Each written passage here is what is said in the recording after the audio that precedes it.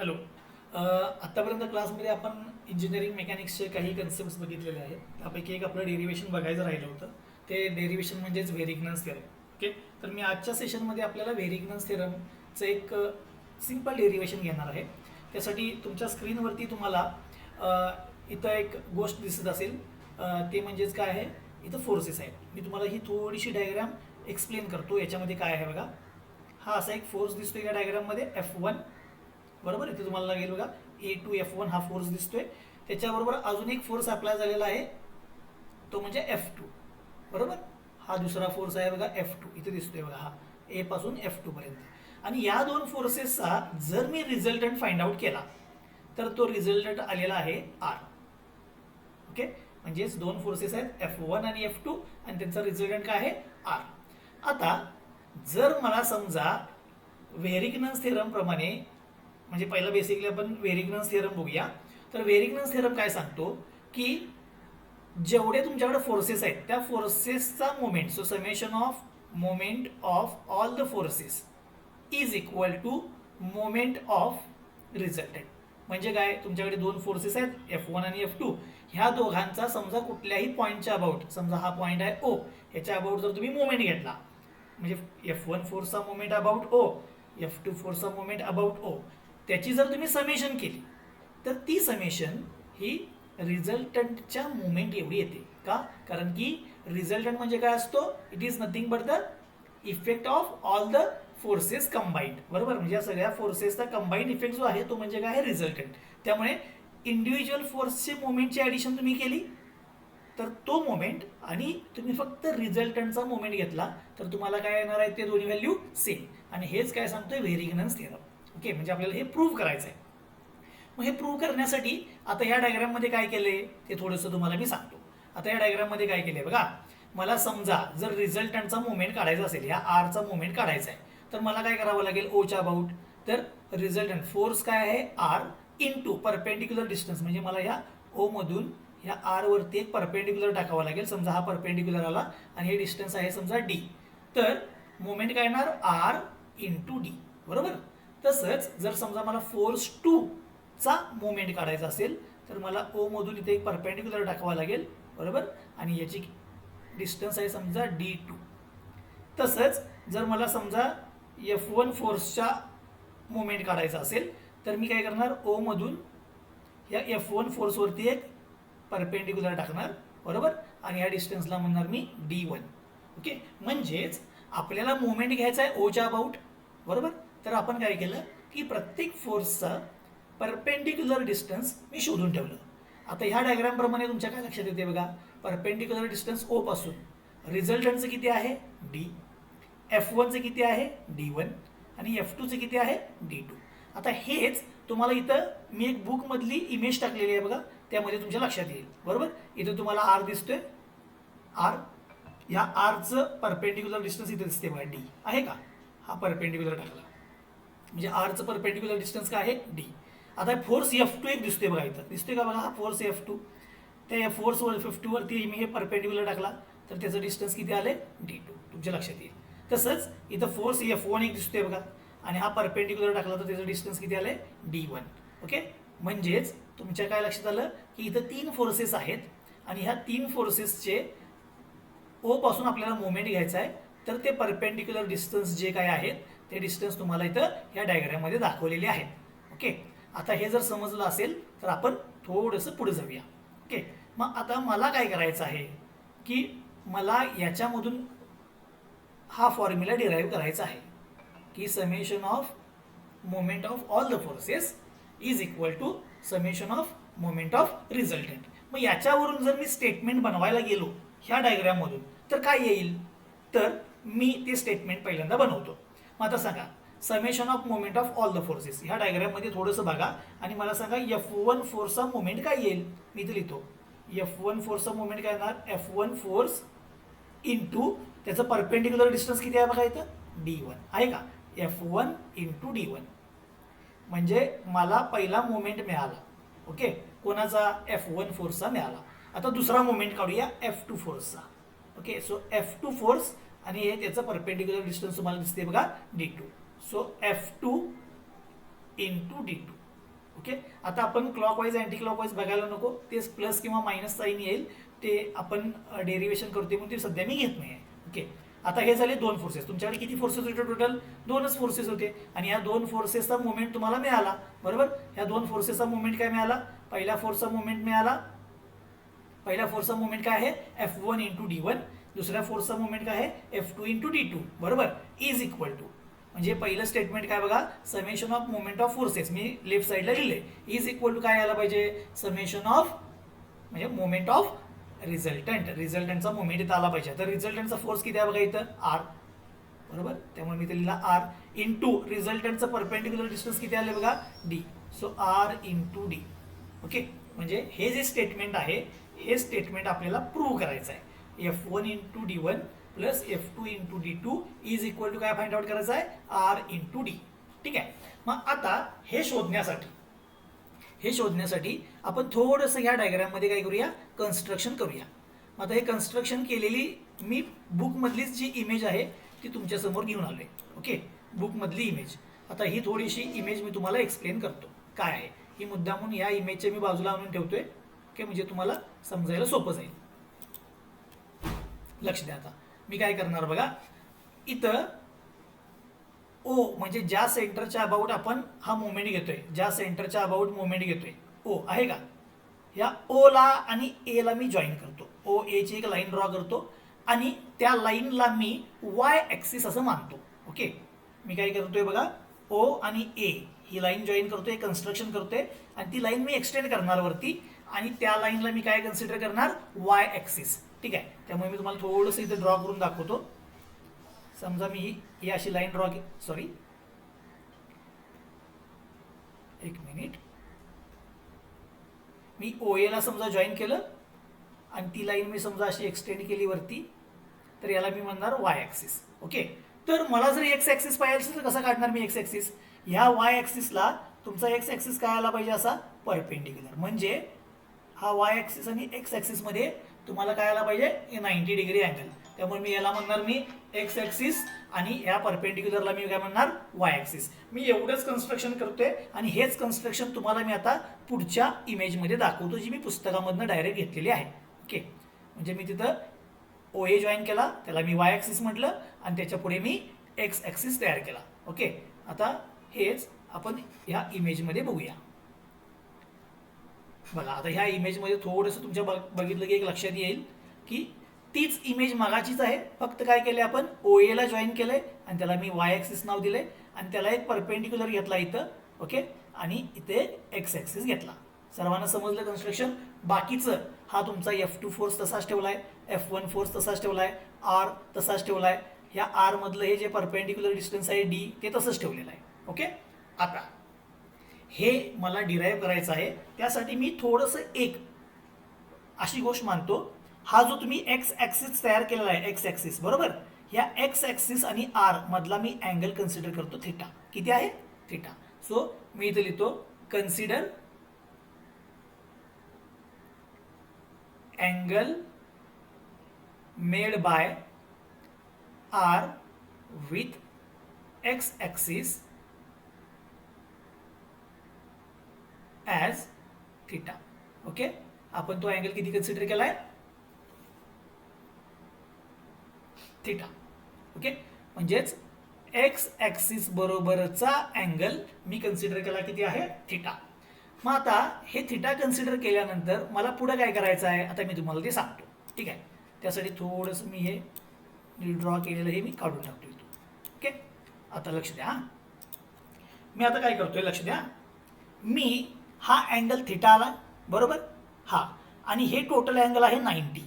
म्हणजे इथून इथपर्यंतचा अँगल म्हणजे वाय ॲक्सिस आणि आर यांच्यामधला अँगल किती तयार होणार बघा? 90 मायनस थिटा. ओके. आर आणि वाय ॲक्सिस यांच्यामधला अँगल किती झाला? 90 मायनस थिटा. आता तुम्ही थोडंसं इथे ट्रँगल कन्सिडर करा. मी इथं ट्रँगलचं नाव लिहून ठेवतो मुद्दा म्हणून. Triangle ABO. Triangle ABO. या ट्रँगलमध्ये हा 90 मायनस थिटा आहे, हे 90 आहे, म्हणजे हा अँगल किती तयार झाला पाहिजे? थिटा. समजलं? त्यामुळे अँगल AOB बी हा किती तयार होतो थिटा, कारण की ह्या 3 अँगलची ॲडिशन किती झाली पाहिजे 180. त्यामुळे हा 90 मायनस थिटा आहे, हा 90 आहे, तर हा किती तयार होणार थिटा तयार होणार. ओके, हे सर्वांना समजलं असेल. त्यामुळे आता आपल्याकडे एक नवीन अँगल मिळाला. तो अँगल कोणता आहे, जर एक्स ॲक्सिस बरोबर रिझल्टंटनी अँगल बनवला असेल थिटा, तर अँगल AOB हा किती तयार होतो थिटा. ओके, हे सर्वांना समजलंय. मग आता आपण डेरिव्हेशनला जाऊया.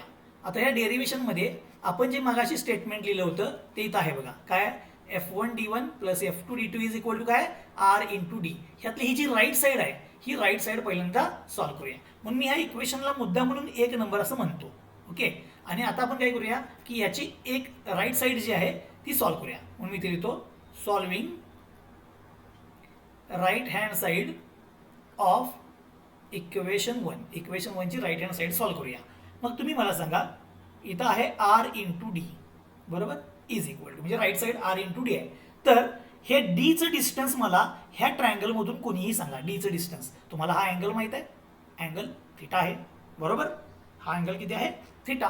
तर तुम्ही मला हा डी किती येईल, ओके, हा डी किती येईल ते कोणीही सांगा. कसं येणार डी, तर त्यासाठी मला इथं काय घ्यावं लागेल, याचा कॉस घ्यावा लागेल, कॉस. ओके, म्हणून मी इथं लिहून ठेवतो cos theta is equal to.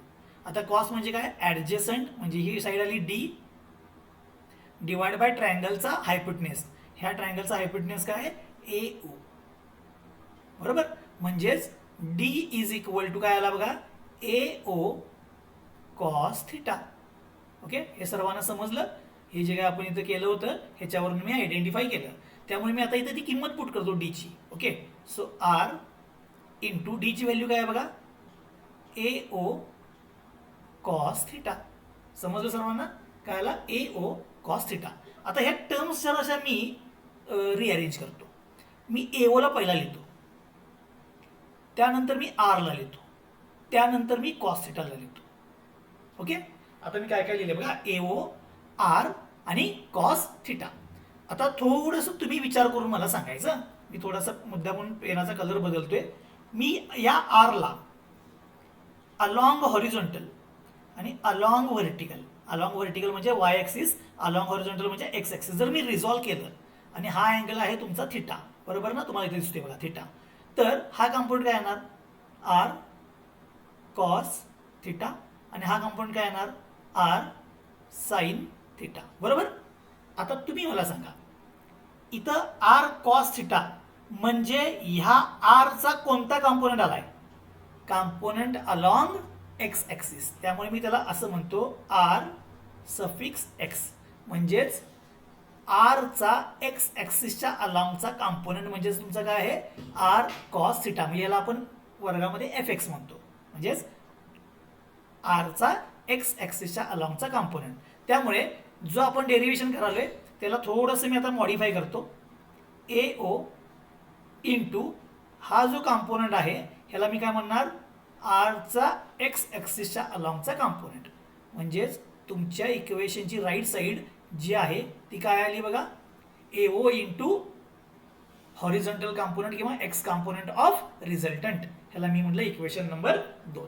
Okay, आता आपण जे केलं ते कोणासाठी केलं R.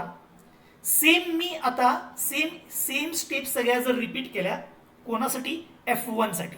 म्हणजे काय करणार मी O मधून F1 चा परपेंडिक्युलर घेणार, F1 चा काहीतरी अँगल कन्सिडर करणार इथं अल्फा वगैरे, आणि सेम स्टेप जर मी रिपीट केल्या तर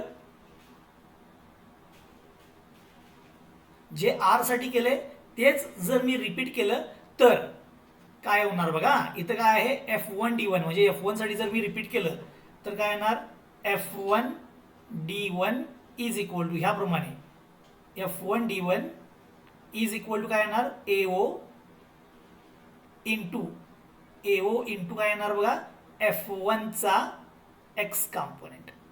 काय येणार F1 चा एक्स कंपोनेंट. जसं इथं केलेलं तेच सिमिलरली मी रिपीट करणार.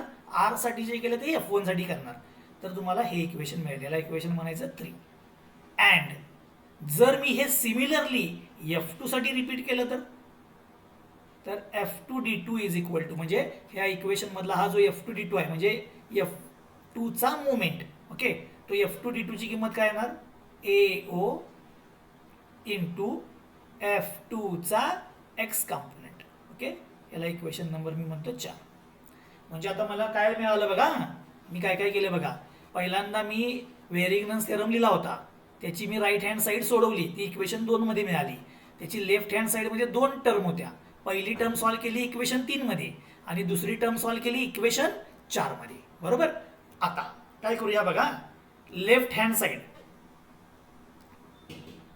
ऑफ इक्वेशन 1 काय आहे बघा. Left hand side of equation 1 थोडंसं वर जाऊन बघा. Left hand side of equation 1 F1d1 plus F2d2 म्हणजे मला काय शोधायचं आता F1d1 आणि F2d2 शोधायचं आहे.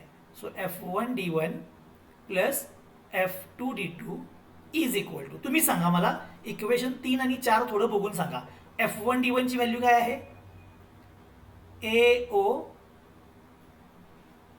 इंटू F1 चा x component plus AO into F2 चा x कंपोनेंट. बरोबर. मग आता तुम्ही सांगा मला ह्या दोघांच्या मध्ये कॉमन काय आहे ते म्हणजे AO. म्हणजे ब्रॅकेटमध्ये करायला F1 चा x कंपोनेंट प्लस F2 चा x कंपोनेंट. ओके, याला मी म्हणतो इक्वेशन नंबर 5. ओके, एक फक्त गोष्ट राहिली बघा ना, याला इक्वेशन 5 म्हणू नका, सॉरी, एक स्टेप राहिली, ती स्टेप पहिला करून घेतो. ठीक आहे, आता ती स्टेप काय आहे बघा, तुम्ही मला सांगा. समजा हा एक फोर्स आहे, हा एक फोर्स आहे, ह्याचा एक्स कंपोनेंट याचा एक्स कंपोनेंट जर तुम्ही ॲडिशन केली तर तुमचा काय येतोय समेशन FX. बरोबर, समेशन FX मिळणार ना. आणि समेशन FX म्हणजे तुमचा काय असतोय रिझल्टंटचा एक्स कंपोनेंट. बरोबर, म्हणजेच तुम्हाला आता हे जे काही मिळाले हे F1 चा एक्स कंपोनेंट F2 चा एक्स कंपोनेंट यांची ॲडिशन केली म्हणजेच तुम्हाला काय मिळणार रिझल्टंटचा x component. Okay, so AO into काय मिळाला रिझल्टंटचा एक्स कंपोनेंट. ह्याला आपण नॉर्मली समेशन FX म्हणतो आणि समेशन FX म्हणजेच काय आहे रिझल्टंटचा एक्स कंपोनेंट. ओके, आता याला मी म्हणतो इक्वेशन नंबर 5. आता तुम्ही थोडंसं बघून सांगा मला इक्वेशन 5 बघायचं आहे तुम्हाला. इक्वेशन 5 काय आहे बघा F1d1 plus F2d2 okay is equal to काय AO इंटू RX. आता थोडं वर जावा आणि इक्वेशन नंबर 2 बघा. इथं पण काय आहे AO इंटू RX आहे का, AO इंटू RX आहे. इथं पण काय आहे AO इंटू RX. याचा अर्थ काय झाला R into D is equal to काय आला F1d1 F2d2. So from equation 2 and 5 वरून मला काय मिळालं बघा F1d1 plus F2d2 is equal to काय बघा R into D. Is equal to काय आला R इंटू D. ओके, आता हेच आपलं इनिशियल स्टेटमेंट होतं काय बघा. फोर्स 1 चा मोमेंट प्लस फोर्स 2 चा मोमेंट इज इक्वल टू रिझल्टंटचा मोमेंट. हेच इनिशियल स्टेटमेंट काय होतं बघा फोर्स 1 चा मोमेंट प्लस फोर्स 2 चा मोमेंट इज इक्वल टू काय आला रिझल्टंटचा मोमेंट. ओके, त्यामुळे हे एकदम सोपं डेरिव्हेशन आहे. मी एका मिनिटामध्ये रिवाइज करतो आणि मग मी थांबतो. बघा काय आहे, दोन फोर्सेस होते F1 F2, त्यांचा रिझल्टंट आहे समजा R. मला O पॉईंटच्या अबाउट मोमेंट पाहिजे होता. व्हेरिग्नन्स थिअरम आपल्याला काय सांगतोय सगळ्या फोर्सेसच्या मोमेंटची समेशन इज इक्वल टू रिझल्टंटचा मोमेंट. त्यामुळे मी F1 चा मोमेंट काढला F1 इंटू D1, F2 चा मोमेंट काढला F2 इंटू D2. हा कोणा एवढा आला पाहिजे दोघांची ॲडिशन रिझल्टंटच्या मोमेंट एवढी आली पाहिजे म्हणजे R इंटू D. ओके, आणि ते बाळांना पण इथं दाखवले. त्यासाठी मी एक कन्स्ट्रक्शन केलं होतं. एओला Y ॲक्सिस घेतला होता, परपेंडिक्युलर टाकून एक X ॲक्सिस घेतला, अँगल थिटा बनवला आणि त्याच्यावरून एक इक्वेशन बनवलं आणि त्यावरून मी सिमिलर F1d1 F2d2चं इक्वेशन लिहिलं होतं.